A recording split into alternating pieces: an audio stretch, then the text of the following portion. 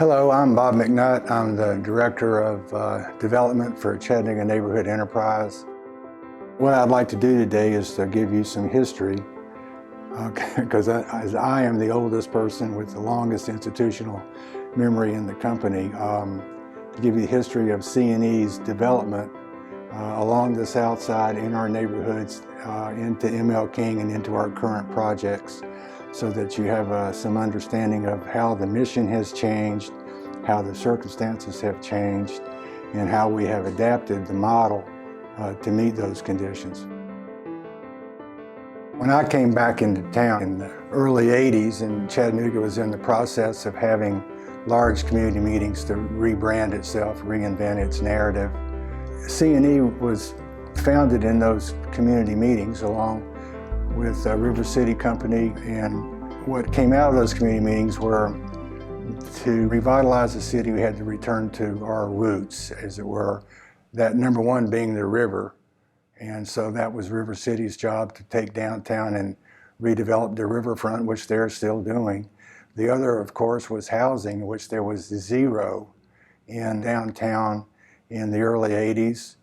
Most of that housing had been torn down in urban renewal in the 1960s, when they put the winding S-curves through there and so on. It wiped out hundreds of blocks of affordable housing close to downtown. So the folks in those meetings understood that if you were going to have a downtown, you needed to have people living downtown too. I have a map here that shows three neighborhoods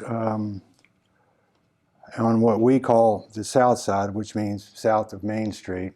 The three neighborhoods that we have worked in the most are Fort Negley, which is in the center here, is the first one that we did, and then Cowart Place, and then what is called Jefferson Heights over here. And I'm going to walk you through CNE's involvement in those three neighborhoods. To begin with, Fort Negley was an older residential neighborhood that had come under some strong disinvestment. There have been a lot of demolitions, there were a lot of vacant lots, and it was fairly depressed. It was largely absentee landlord owned, and that was the perfect place for CNE to begin with the first revitalization efforts in those years. The basic model in the early 1990s was that CNE was working alone as the not-for-profit developer there. We had the foundations giving us some administrative money, and the city was a partner in the sense that we got housing funds through the city. The original mission for CNE was to produce fit and affordable housing for all of Chattanoogans.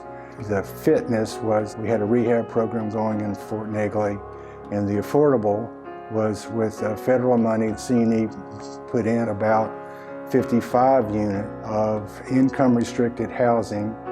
We bought a number of old rooming houses, and rather than put them back into single family, we made them better rooming houses, and we built some quads and some duplexes in the neighborhood that matched the massing and the scale of the existing housing. And that was a great success on a kind of basic level. It was a huge boost in affordable housing. It improved the physical appearance of the neighborhood, but it had very little home ownership and very little wealth building, because the real estate market was still very flat. We didn't stimulate the market at all. We helped with the housing, and that was a good and noble thing to do, but it wasn't the full picture. One of the lessons learned from the early Fort Negley experience was that affordable housing by itself is not enough to bring a neighborhood up. We had to have some market rate, and we couldn't stimulate the private sector in those years. We needed a partner and a private sector partner in order to help us leverage our money, and we needed a plan. Had a lot of the lessons learned from Fort Negley and Mitchell Reed and put that into Cowart Place. The city had hired one of the premier urban revitalization firms in the mid-90s to do a hypothetical plan of the south side.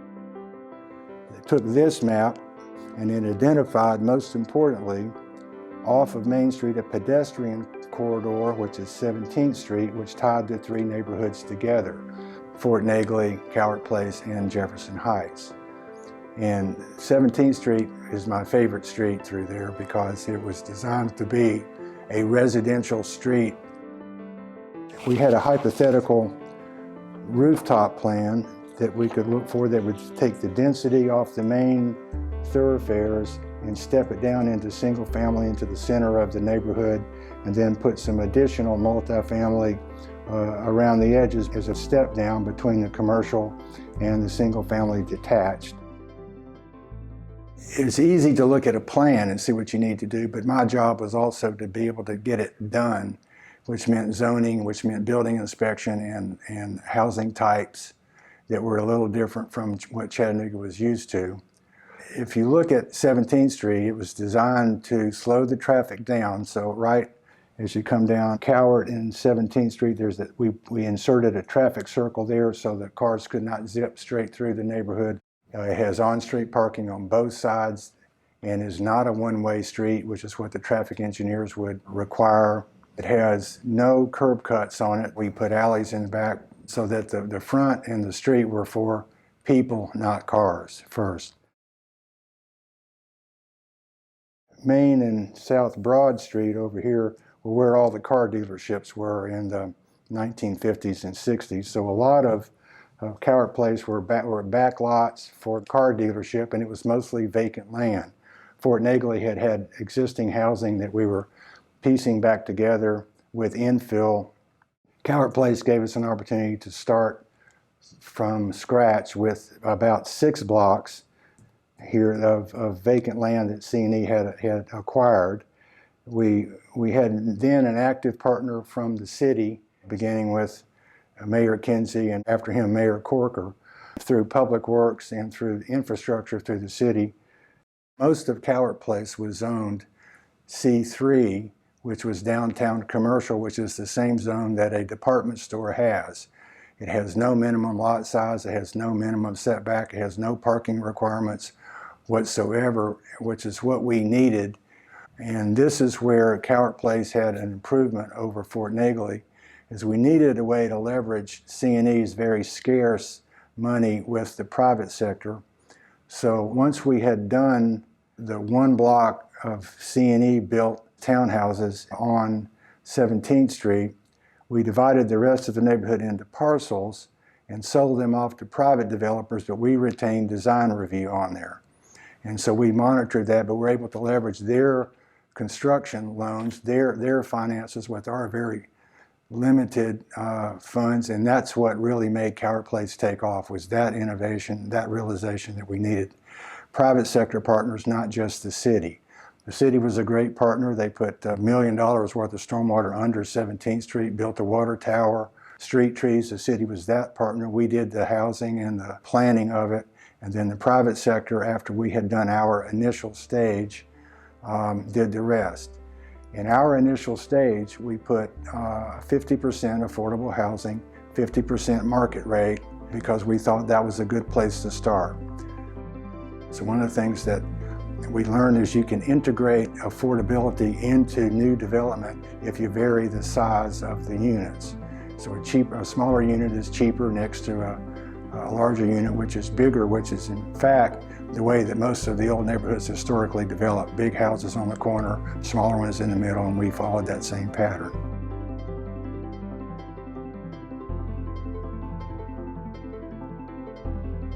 Just as we had acquired property in Cowart Place ahead of while we were working in Fort Negley, while we were working in Cowart Place, we were also acquiring a little bit of property in Jefferson Heights. We knew that that would be the next neighborhood that we would move to, and taking the lessons learned that the city must be a strong partner, that the foundations must give us program money, not just admin money, and that we needed to be focused on neighborhood revitalization, of which affordable housing is a piece of that, but the affordable housing is not an end of itself. The neighborhood is the end of itself. Jefferson Heights, as you can see, was an existing neighborhood, which was very different from Cowart Place, which was mostly vacant land. Jefferson Heights had a very strong neighborhood association, It was largely an African-American neighborhood, about half home ownership and about half absentee landlords. We converted a lot of the absentee landlord property as we acquired those into single-family residences, into home ownership, into market rate home ownership. The other thing in Jefferson Heights, there was a very large tract of about almost 5 acres of vacant land that had been zoned M1, and it had been slated for an 18-wheeler depot, but it was too far away from the interstate, and so that plan fell through. And so we purchased, with Lyndhurst's help, the property along 18th Street, and this was where we had probably our best lessons learned on the south side, because we had the city's partnership for resurfacing and putting curb and gutter in on 18th Street and stormwater in the park across the street. CNE put the alleys in with CDBG block grant money we had from the city. And then we platted them off and sold these to private developers. And we had 24 lots that we sold to 8 home builders. Some of them were stretching to handle 3 houses at once. So we were doing some economic development, teaching small home builders how to up their game. By that point, the market was beginning to reach a point where we could get the private sector in there as a partnership. So we took the purchase of that vacant land of about $600,000 from the foundations and recouped about $450,000 on selling the lot. So that was a lot better than leaving the acquisition on the table, which is largely what we did in Cowart Place. And we were able to get a lot of energy, 24 houses going up all at once. It was absolutely chaos over there with subs and trucks and city crews fixing the street at the same time home builders were putting in them, but every one of them sold before they were dried in. One of the most interesting things is, after CNE's work is pretty much finished, I mean, we have to at some point kind of declare victory and move on to the next neighborhood. But to watch what happens to the neighborhood after we leave, we haven't done anything in the south side in probably 15 years now. 2007-8 is the last time we had anything. We even swung a hammer down there. But as anyone who drives through there knows, there's a lot of spin-off. Around Cowart Place, there's a lot of redevelopment that's going on around our original properties. The same with Fort Negley, a lot of redevelopment that's going on there. They have a lot of redevelopment along 20th Street, some multifamily, and in Jefferson Heights, redeveloping lumber yards and up along the train track here. A lot of people think CNE did all of that, but actually we had the private sector who followed our lead. The south side has become probably the hottest real estate market in the city because of what we had started. As we were finishing up Cowart Place and looking to move to Jefferson Heights, we had an opportunity in the M.L. King neighborhood. This had been in the early 2000s, where we purchased the portfolio of a small not-for-profit, probably 6 or 8 small old apartment complexes that had been rented as affordable housing, and probably 15 vacant lots. What we tried to do in M.L. King was to create some momentum there by, I think we said 200 units in 3 or 4 years, which was really ambitious. And we didn't quite get there, but we came pretty close to it. And one of the lessons we learned from the south side was to start with rehab first. And then we did infill next to those. The advantage of starting with the infill and the rehab is, one, it's cheaper. You can keep your costs down. And when you're reselling those, you can sell at a lower price point usually to begin to try to stimulate the real estate market here. And 2, you don't have to pick fights with the neighborhood. 8th Street is my favorite street in M.L. King because it was largely intact. You could still see the bones there. Really good street trees, on-street parking on both sides, slow traffic. It is not a cut-through street usually, going to anywhere. You've still got Macaulay and M.L. King on both sides. The other thing were problem properties. We had Park Place School here that was an old elementary school that was abandoned and used by one of the manufacturing companies in the neighborhood as a warehouse. And then we flipped that to a local builder to convert the school into housing. And it's still one of the handsome projects in the neighborhood that I'm very proud of. The other one was we worked with the city to put a park in here. The city put the park in. The rest of the property around the park were an abandoned brick apartment building that we bought and tore down and replatted these into single-family, both townhouses and detached here that fit in with Magnolia. The other vacant lots that we did, we sold most of them to private home builders too. We had just had an open bidding on there, and we generally made our money back. From there, again, we had design review, and we also had some multifamily, the 50-unit one that's over by UTC. We had the land that we had assembled and then sold this to a Birmingham developer.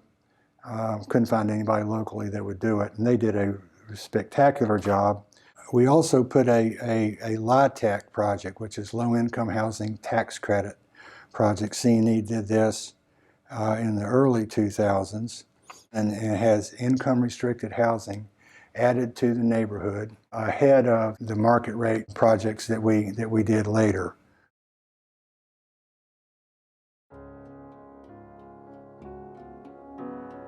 All right, this is the current neighborhoods where CNE is working. Highland Park and Ridgedale, which are further east along Bailey and Macaulay Avenue from M.L. King, and then east along Main Street from the south side. So we have naturally moved to the next neighborhood.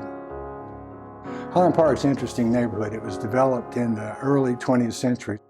It's laid out in grid patterns with alleys in almost every block, and they're almost always still used. And so you've got a lot to work with here. To put this in perspective, Cowart Place was about 6 blocks, Fort Negley was about 4 blocks, Jefferson Heights is about 4 or 5 blocks, Highland Park is 100 blocks. And a lot of Highland Park was in pretty good shape, and some of it wasn't. And the major influence on Highland Park for decades was Highland Park Baptist Church and their subsidiary Tennessee Temple University. And then they went out of business, and the Tennessee Temple, the school, went out of business. So they sold the campus to another entity.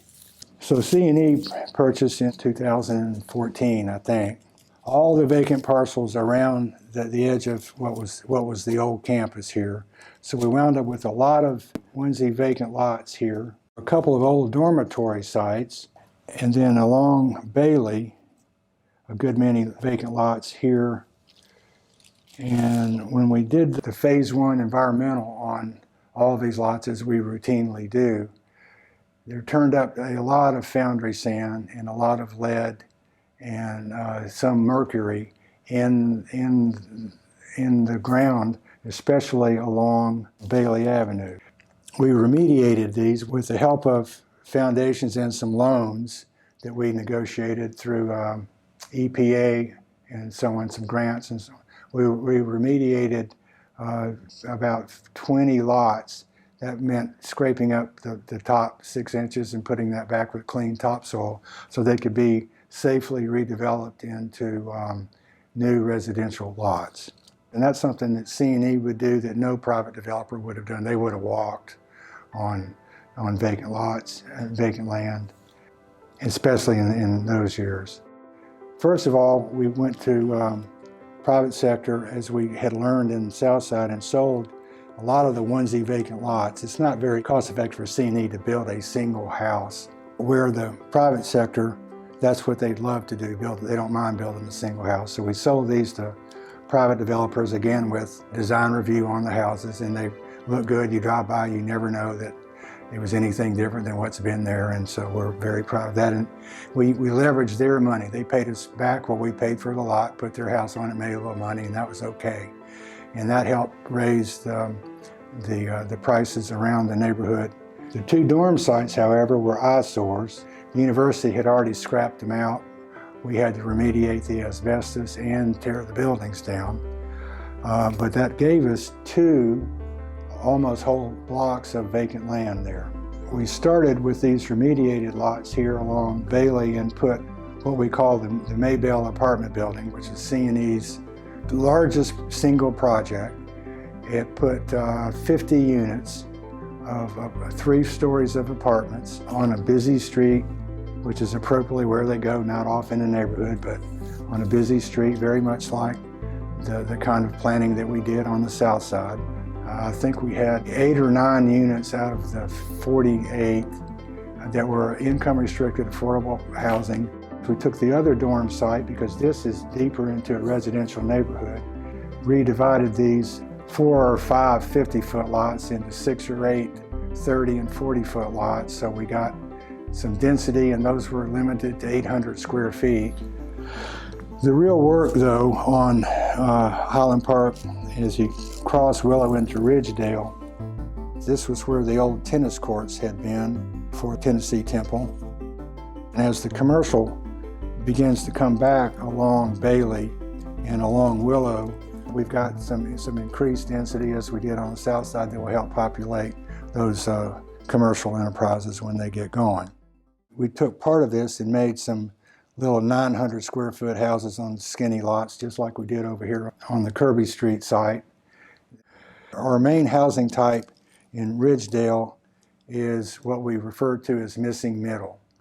And what missing middle is, if you remember from our discussion in Fort Nagley and M.L. King, typically you'll have a street that has residential, single-family detached, and then in there is a 4 to maybe 8 unit small apartment building that is sited just like the houses and is 2 stories, usually not any more than that.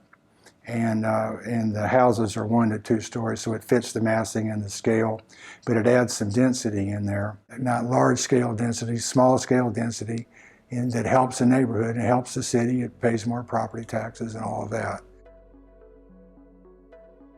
The retailers like it because you have denser population and denser housing types and so on.